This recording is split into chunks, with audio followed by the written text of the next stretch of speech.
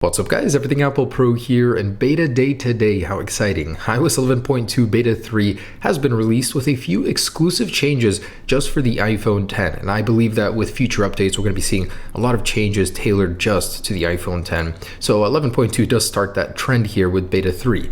Now before updating, I actually didn't have a reference point because I was going from 11.1.1, so it didn't really tell me how big the update was, but after it was did save me, I believe, about a little over 1 gigabyte. So nice little update there. If you guys will be updating from 11.1.1 eventually, it'll save a little bit of storage. So for the iPhone 10, the first change you will notice is on the lock screen, you now have this little bar underneath the control center area, basically telling you that the control center is available to grab up here. So nice little change, I guess. I would have much preferred a better control center position on the bottom or something to do with the bar, but I guess that's a nice little update. So before you just didn't have that bar on the lock screen, and now you do. So next up, actually jumping into that control center, and if we go into the platter for the toggles over here, when you click on Wi-Fi now, you're going to be getting this notice here. So basically it'll tell you how the Wi-Fi system works. It doesn't actually deactivate the Wi-Fi, it just temporarily disables it and disconnects you from your current Wi-Fi,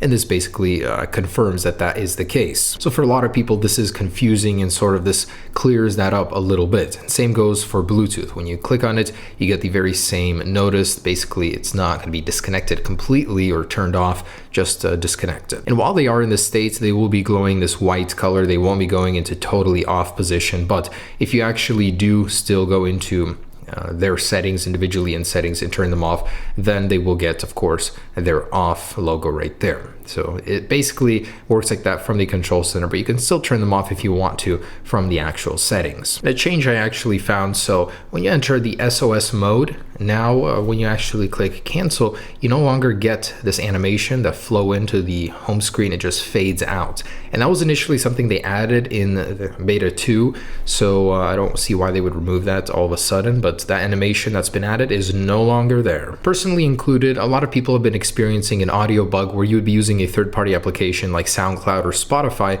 and then you'd get a notification, a phone call, and that music would stop and it would start playing from your actual library over here. So it'd be annoying. You'd have to reset the app in order for it to play again. So that's been fixed, the audio bug, in this latest beta. No word on whether or not the notification delay has been fixed here.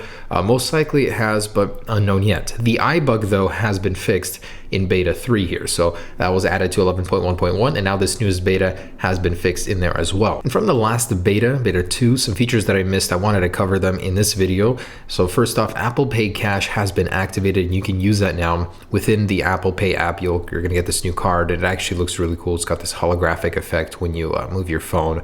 So that's pretty cool, neat little touch there. Also within messages, when you actually get a request for a dollar amount, you will see this little reference for Apple Pay right where you get these suggestions for emojis. So that is pretty handy right there. Also within somebody's contact card that also has iMessage and Apple Pay set up, you will see a little new button for Apple Pay right there for convenient sending of money. Really cool to finally get that. Can't wait till it's publicly activated because not many of my friends are actually running the beta firmware. And I'm certainly not sure about this, but the cold weather bug may or may not have been fixed in this new beta where your screen would become unresponsive in colder weather. So if you guys were experiencing that and aren't anymore, let me know down below in the description whether or not that's changed. Otherwise, that's pretty much it for this new beta. Those are the features. I'm sure we'll be seeing more and more in the future. Something that somebody pointed out in the wallpaper preview, the time is not consistent. So it'll actually say your real time on the second wallpaper screen.